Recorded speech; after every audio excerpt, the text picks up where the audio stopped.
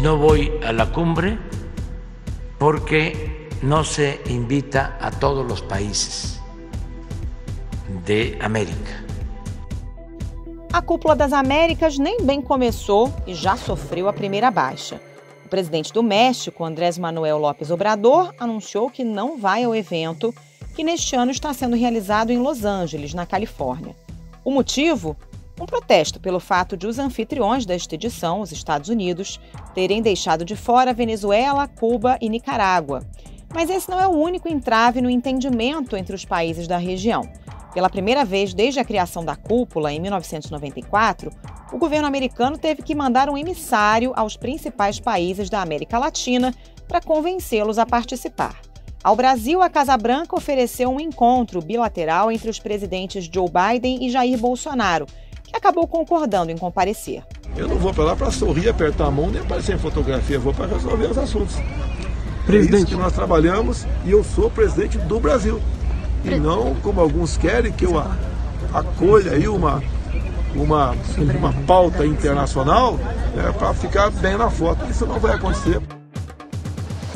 Enquanto os países da América Latina lidam com problemas domésticos, a política externa americana está muito mais voltada para a batalha comercial com a China e, neste momento, a guerra na Ucrânia. Daí o descompasso de interesses. Mas o presidente Joe Biden pretende direcionar o debate na Cúpula das Américas para a pauta ambiental e a agenda econômica. Segundo a imprensa americana, temas como inflação e a recuperação do crescimento pós-pandemia estarão nas conversas, como a gente ouve nessa reportagem da rede de TV ABC. The summit begins today, and leaders from North, South, and Central America, as well as the Caribbean, will gather to discuss a list of global issues, including the pandemic, climate change, and ways to boost the economy. Será que Joe Biden vai conseguir imprimir sua agenda aos países da região? Por que a Cúpula das Américas já começa esvaziada? Como deve ser o encontro entre Biden e Jair Bolsonaro? E o que mudou nos últimos anos nas relações dos americanos com o restante do continente? Esses são os temas do Ao Ponto desta terça-feira. Eu sou Carolina Moran e neste episódio converso com Carlos Gustavo Pódio, PhD em Relações Internacionais, especialista em política americana e professor da FAAP. Fique com a gente.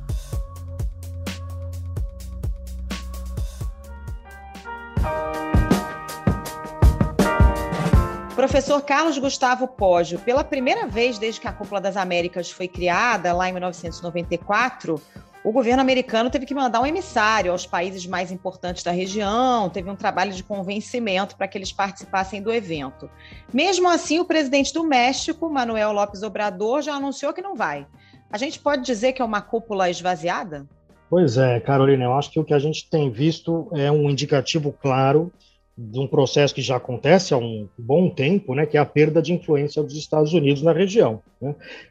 E acho que isso tem levado a ações um pouco desconcertadas por parte dos países latino-americanos, né? Então, uma das grandes preocupações dos Estados Unidos hoje, no que concerne a América Latina, é a mesma preocupação que os Estados Unidos têm com o resto do mundo como um todo, que é a influência da China, né? Então, a influência chinesa tem crescido muito na América Latina, especialmente na questão comercial. Basta lembrar que até algum tempo atrás os Estados Unidos eram o nosso principal parceiro comercial e já há muitos anos a China tomou esse posto. Então, a gente tem visto aí uma certa perda de influência, de prestígio, né? E esse é um encontro que, de fato, como você comentou, é um encontro que se mostra bastante esvaziado, né? No momento em que, por exemplo, a gente teve numa Cúpula das Américas no Panamá, o famoso encontro do Obama com o Raul Castro, né? Foi o primeiro encontro entre chefes de Estado dos dois países em mais de 50 anos e o primeiro desde a Revolução Comunista em Cuba. Porque no Panamá Cuba foi chamada, e agora que é nos Estados Unidos não está chamando Cuba, talvez mostre que não tenha muito, esteja um pouco fora de sincronia, né? Você deixar de lado alguns países do hemisfério, ainda que você possa justificar isso em termos da questão da democracia, né? Mas isso acho que deixa muito claro a situação atual, né, da relação entre Estados Unidos e América Latina, que precisa passar por um processo de reconfiguração, de se reinventar de alguma forma, né? Padrões antigos não vão mais continuar funcionando. Na sua avaliação, por que os Estados Unidos perdem influência na região? Tem um desalinhamento nas pautas prioritárias? Os americanos muito preocupados com a questão da imigração e da influência chinesa, e os países latino-americanos lidando com suas próprias questões domésticas. Tem também uma pouca importância dada pelo governo americano nos últimos anos à América Latina. O que compõe esse cenário? Eu acho que é uma mistura desses elementos que você citou, né? Nós estamos num momento em que, já há alguns anos, países latino-americanos importantes, o caso do Brasil é o caso mais relevante nesse aspecto, têm se preocupado muito com questões de ordem doméstica, né? Então, nós passamos por uma série de problemas domésticos que fizeram com que a gente deixasse tanto de olhar o nosso entorno, né? Deixasse um pouco de olhar para as relações internacionais, dados os problemas que nós temos, a questão da pandemia, agora a guerra da Ucrânia. Então, uma série de elementos que vão deixando a questão latino-americana um pouco de lado, né? E isso se junta a esta razão de ordem estrutural, né? Que é uma mudança da forma de relacionamento dos Estados Unidos com os países latino-americanos num contexto de enfraquecimento da unipolaridade, digamos assim, né? Uma coisa eram os Estados Unidos dos anos 90, que haviam recém saído do fim da Guerra Fria como vitoriosos, sem grandes competidores no horizonte, e agora são uma coisa diferente, são os Estados Unidos de hoje, no mundo que está um mundo mais complexo, e esse mundo mais complexo tem impacto também na América Latina, né? Um mundo que caminha para uma espécie de multipolaridade ou de uma unipolaridade enfraquecida, na qual os Estados Unidos vai ter que readequar o seu papel também na América Latina. Então nós temos alguns sinais diplomáticos aí ao longo de todo esse entreveiro, né, da Cúpula das Américas, que nos indicam aí algumas mudanças que são também mudanças estruturais, além dessas questões conjunturais, né, que são os problemas domésticos atuais dos países latino-americanos, né? Vamos lembrar que nós estamos observando na América Latina como um todo um movimento muito nas eleições, né, de substituição dos governantes, né? A população de países latino-americanos tem votado contra os governantes que estão no poder. Isso mostra uma insatisfação derivada de problemas domésticos, né? Para ficar em um exemplo, a recente eleição na Colômbia, né? Os candidatos à presidência da Colômbia, Gustavo Petro, da esquerda, e Rodolfo Hernández, da extrema-direita, passaram para o segundo turno numa eleição histórica. Pela primeira vez, partidos tradicionais ficaram fora da disputa no país. Então, isso mostra aí um certo espírito de mudança, né, dentro da América Latina, preocupação com questões domésticas, o que leva a essa combinação de fatores a um encontro relativamente esvaziado. Você diria que o governo Trump foi um ponto marcante de inflexão nessa relação e nesse esvaziamento, com aquela política de vamos construir muro, vamos deportar imigrante?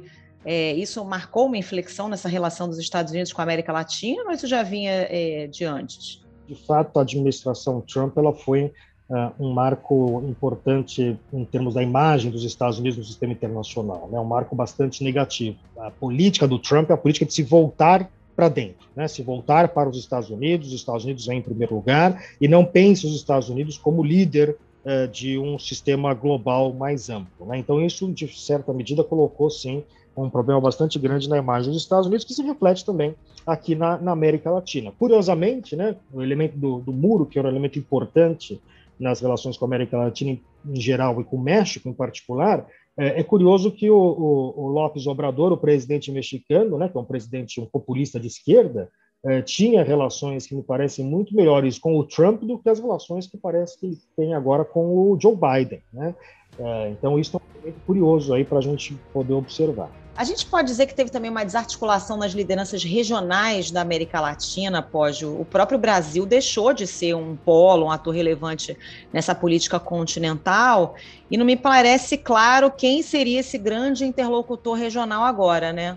Exatamente. Essa é uma outra questão importante, que aí tem a ver não com a questão né, do lado dos Estados Unidos, mas com a questão nossa aqui na América Latina, onde nós não temos fortalecido mecanismos de integração regional, né? Pelo contrário, a gente tem visto esses mecanismos se enfraquecerem, né? Tivemos aí a morte da Unasul, a tentativa de se criar uma organização paralela, né, que seria a ProSul. Porque o objetivo do ProSul é ter um formato mais flexível, sem sede, sem orçamento, por exemplo, mas também uma diferença na composição, porque a Unasul foi criada lá atrás, em 2008, por líderes como o ex-presidente Lula e também o ex-presidente venezuelano Hugo Chávez. Agora, os líderes, né, de países que estão mais alinhados com uma pauta conservadora no que diz respeito aos costumes e liberal no que diz respeito à economia, querem a formação de um novo bloco mais alinhado com essa ideologia.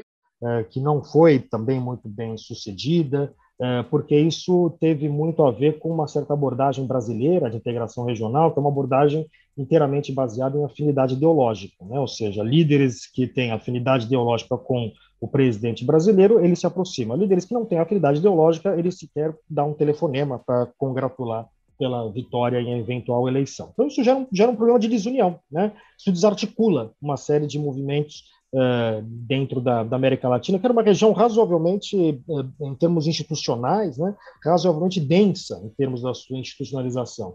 E a gente não tem visto isso, né? A gente tem visto uma espécie de um cada um por si, uma posição desarticulada, e isso também está sendo visto de forma muito clara nessa cúpula das Américas. O Brasil, de certa forma, também fica meio isolado na região, né? Na medida em que os países da América do Sul têm feito acordos como o Acordo Transpacífico, têm se aproximado, inclusive, da China e de outros blocos, e o Brasil não participa disso, né? Isso já é um fenômeno já de muitos anos, né, do Brasil. Na verdade, o Brasil apostou muito em termos comerciais, de integração comercial, nos fóruns multilaterais, né, na Organização Mundial do Comércio, por exemplo, e acabou que não fez grandes acordos bilaterais de livre comércio, como foi o caso do Chile, como foi o caso do Peru e outros países, né, principalmente esses países que têm relação com o Pacífico, né. O Brasil ficou um pouco para trás, né. Na verdade, o grande acordo comercial que a gente assinou nos últimos 20 anos foi agora com a União Europeia, mas esse também é um acordo que está em risco por conta do comportamento do presidente brasileiro, né, especialmente na questão do meio ambiente, né, não é muito bem visto entre os europeus. Esse é um acordo que precisa ser ainda ratificado pelos parlamentos europeus, né. Então, o Brasil, pela sua aposta que fez lá atrás, né, esse é um problema que tem menos a ver com o atual governo e mais com a questão de aposta estratégica de política externa do Brasil, acabou, de fato, ficando para trás uma série de arranjos comerciais, né? E no momento que o timing teria sido adequado, né? No início dos anos 2000, fim dos anos 90. Agora o Brasil meio que perdeu o bonde da integração e, ao mesmo tempo, não propõe nada novo, né? Não está claro, por exemplo, qual que é a proposta do atual governo brasileiro para a América Latina, né? Que tipo de estruturação, né, dentro do sistema latino-americano o atual governo vislumbra, né? Então, nós temos aí uma política externa que está à deriva, né, em diversos aspectos, e na questão da América Latina não é diferente.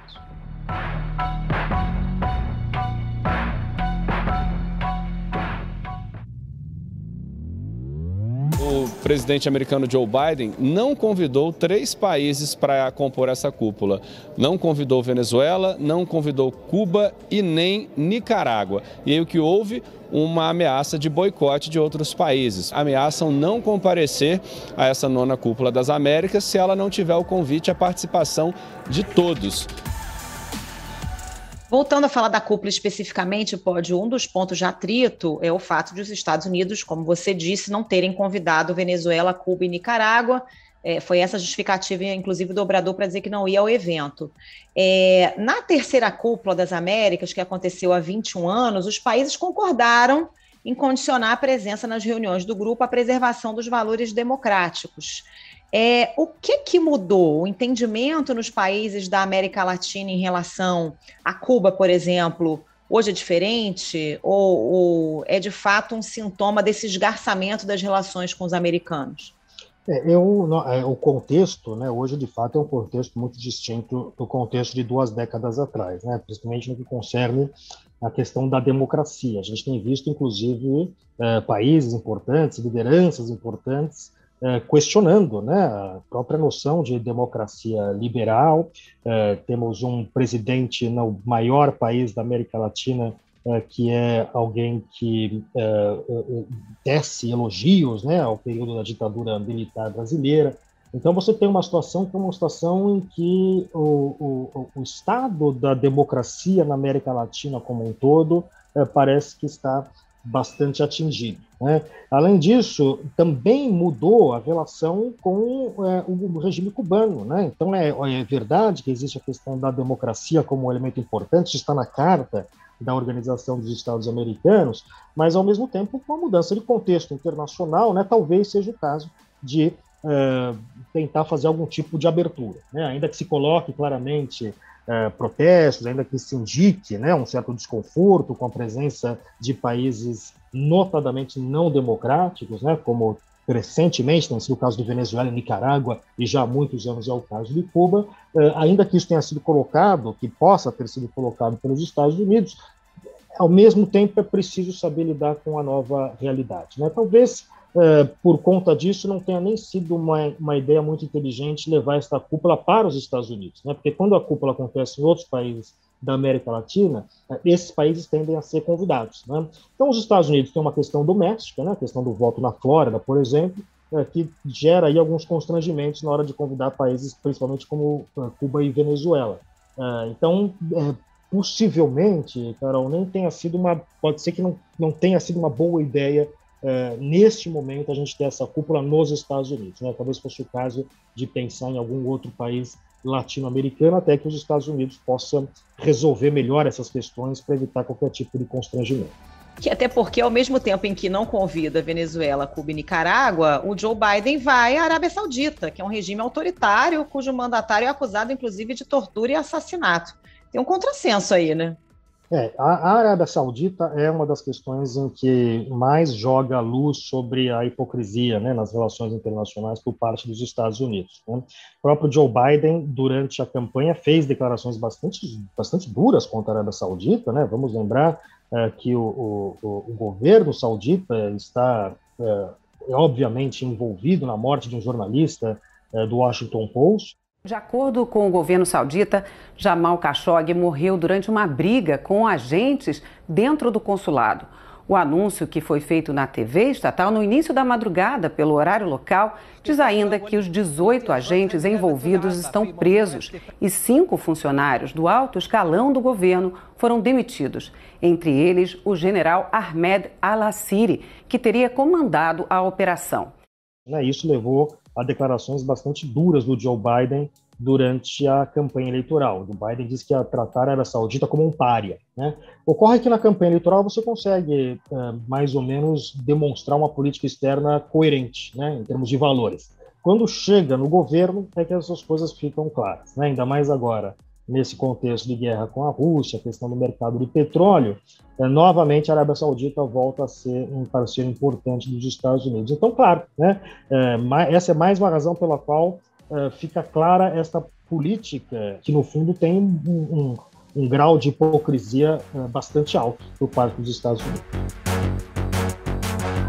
Essa Cúpula das Américas, ela é de fato importante para o Joe Biden? Ela tem um peso?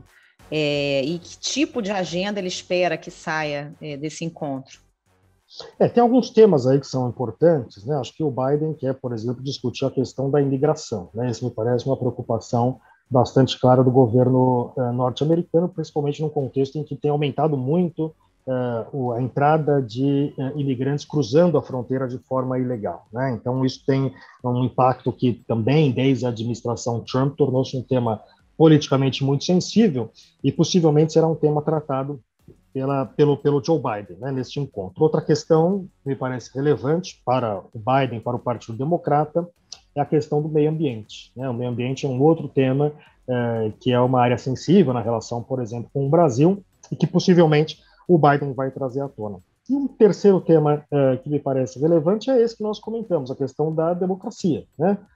Quer dizer, como está o estado da democracia na América Latina, né? Então essas discussões políticas também vão ser importantes e, ao largo disso, questões econômicas, os problemas de inflação, né? As questões que esses países todos têm enfrentado num contexto aí de, né, um início daquilo que parece ser o pós-pandemia, né? A gente nunca pode falar isso com muita certeza, nesse contexto de pós-pandemia e no contexto agora atual de guerra na Ucrânia. Então, tema é o que não falta para ser discutido. A questão é se será possível algum tipo de articulação, né? Nesse sentido, a ausência do presidente mexicano, por exemplo, é algo que é bastante importante, né, que impede um pouco pensar, ou pelo menos demonstrar do ponto de vista diplomático, algumas dessas questões que o Biden quer tratar nesse encontro.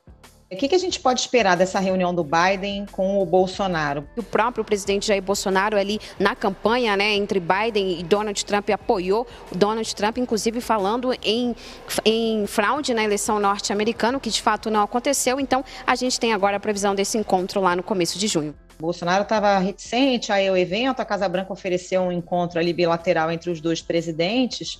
Claro que a gente sabe que, como você disse, assunto não falta, né? Tem a pauta ambiental, tem a questão das eleições, da democracia aqui no Brasil.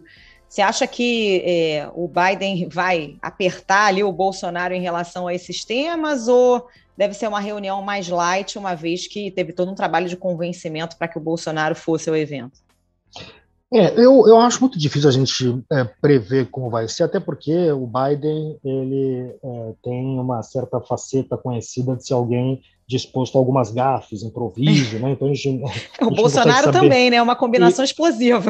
Pois é, por outro lado o Bolsonaro também, que não é alguém muito, digamos, disciplinado nesse sentido, né? Então, me parece que nós estamos aí no reino do improviso. Eu acho que o Biden não tem muito a ganhar fazendo alguma declaração pública, pressionando o Brasil. Ao mesmo tempo, ele é pressionado domesticamente, né, no seu partido e por outras forças políticas dentro dos Estados Unidos, a ter uma postura um pouco mais forte com relação ao Bolsonaro. O Bolsonaro é alguém que é muito impopular em determinados círculos nos Estados Unidos, notadamente o círculo do partido do presidente Biden, né, que é o Partido Democrata. Então, é possível que ele tente achar aí um meio termo, né?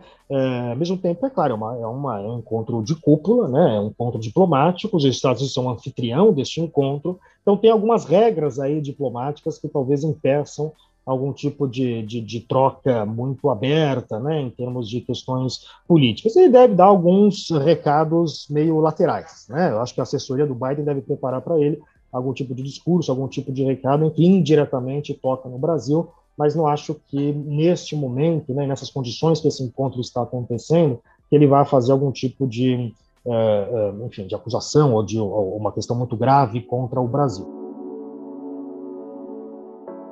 Para a gente fechar, Pódio, você acha que ainda faz sentido manter a Cúpula das Américas aí nos próximos anos, ou vai virar um evento mais simbólico, uma vez que existem outros organismos para discussões multilaterais, como a OEA, né, a Organização dos Estados Americanos? O que a gente tem visto, na verdade, não é só a questão da Cúpula das Américas, da OEA, mas acho que organizações, instituições internacionais como um todo estão, de alguma forma, passando por um processo de transformação, né? A gente tem visto isso, enfim, nas mais diversas instituições multilaterais, e um reflexo esse das mudanças estruturais do sistema internacional.